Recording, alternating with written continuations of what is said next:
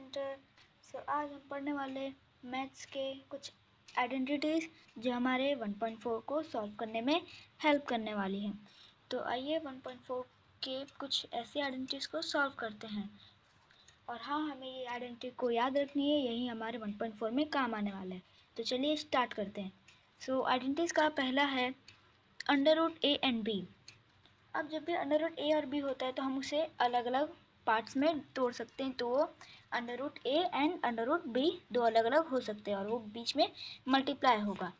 And second under root A by B. अब इसमें जो अलग अलग है तो हम इसको चाहे तो एक है तो हम इसे under root A by under root B लिख सकते हैं। थर्ड क्वेश्चन है under root A plus under root B का होल स्क्वायर। इसका हमें सॉल्यूशन देखेंगे।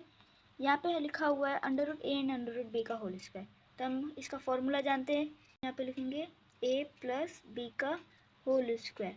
तो हम इसका फॉर्मूला जानते हैं। इसका फॉर्मूले के आधार पे a square plus 2ab plus B का स्क्वायर, इसी आधार पे हमें इस वैल्यू को पुट करना है। तो यहाँ पे हम जानते हैं कि यहाँ पे अंडर रूट ए है, तो जब अंडर रूट ए का स्क्वायर होगा that means under root A का होल स्क्वायर जब होगा तो वो ए माना जाएगा।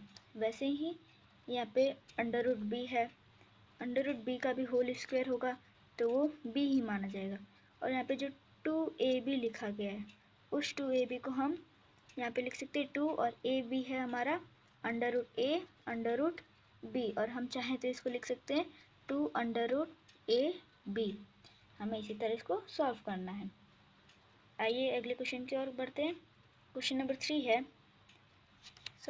4 under root A plus under root B and bracket में under root A minus under root B. तो यहाँ पे सेम फॉर्मूला हम जानते हैं कि अंडर रूट ए और अंडर रूट बी यहाँ पे दोनों है।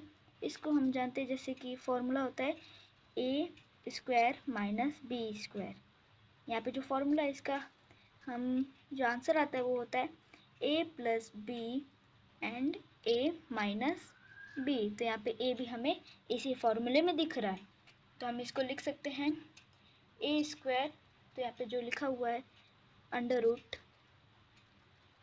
ए का whole square minus under root B का होल स्क्वायर। और जब हम इसे करेंगे यहाँ पे अंडर रूट और स्क्वायर कैंसिल आउट हो जाएंगे। यहाँ पे हमारे पास में आंसर आ जाएगा ए माइनस बी। बस हमें इसी तरह क्वेश्चन नंबर 4 को सॉल्व करना है।